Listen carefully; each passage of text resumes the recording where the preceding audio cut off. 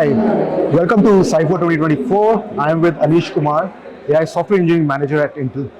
Welcome, Anish, to Thank you. Cypher. Thanks for having me. Glad to be here. So there's a lot of things which are happening right now, and that's what the conference is about. Is we just talk about AI, the whole hype around what Gen AI is doing, LLMs are coming in, and all of that, right? Intel is one of the player, one of the bigger player in the whole thing. The compute is a big ask when Gen AI is concerned, right? So how do you think, as an organization, Intel is evolving given all of this big hype around AI and Gen AI coming? Yeah. So Intel has been a company that has been one of the at the forefront of AI. Specifically, we as a hardware company, we have diverse range of products that covers from client computing all the way up to the data center. Right. For the client computing, we have hardware like Core Ultra series, which computes which meets the needs of an end consumer.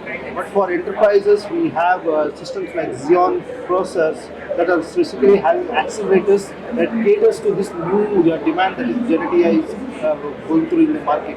And for specific heavy workloads, we have Gaudi AI accelerators that cater to all the heavy demands like generative AI training and fine tuning and things like that.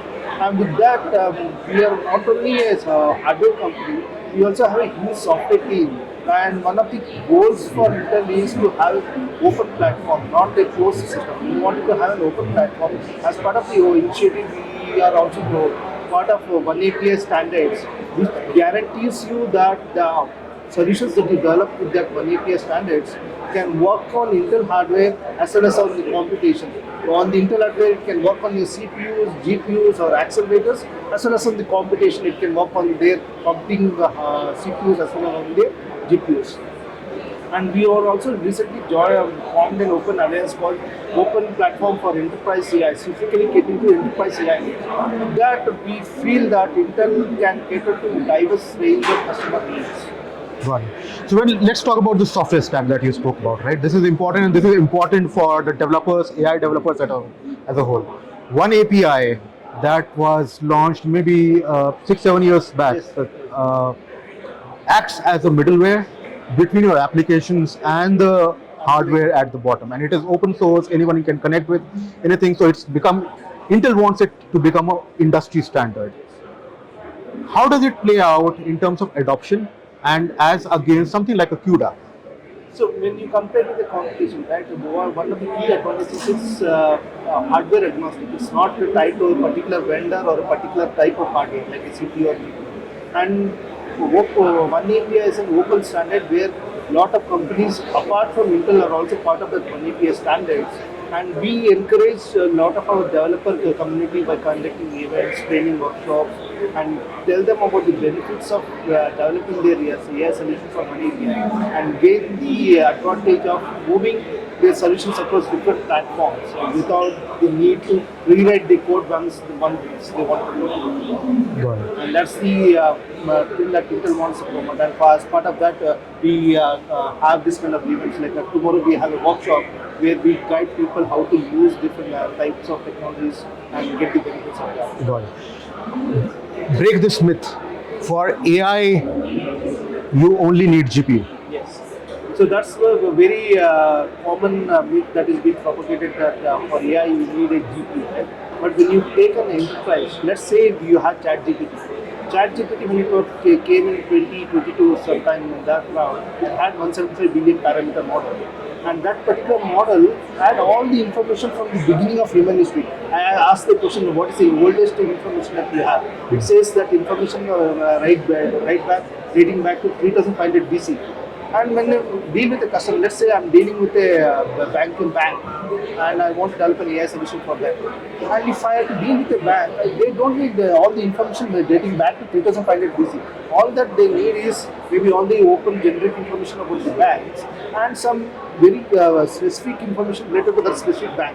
Let's say we have a bank and that particular bank has a lot of guidelines and rules and regulations called loan and KYC. We take up all those documents and we can fine tune a smaller model. Let's say we can take up a Llama 7 billion parameter model And this Llama 7 billion parameter model, the 13 billion parameter model can run easily on a Xeon 4th generation CPU. Right? We can do a very good inference. That the inference latency is almost comparable to the computation's GPU's thing.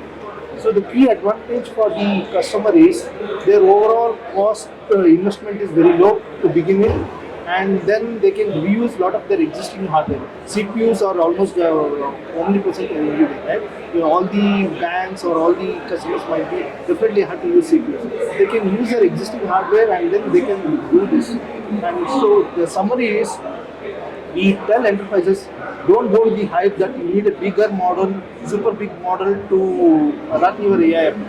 Go with a smaller model, fine tune that model so with your custom data set and it can work easily on a CPU itself. That way you can bring down the cost, you can have a performance very similar to your competition. Okay. Last question. So, how do you see the competition really? I'm not talking about the top guys like Nvidia. I'm talking more about the newer folks which are coming in. So, for example, companies like Cerebra System, Samba Nova, Grok, they are building for AI. They are building just for AI. How do you see them? So competition is just definitely evolving, and Intel is also partnering. If you have read the news just last week, Intel is going to manufacture chips for AWS now, right?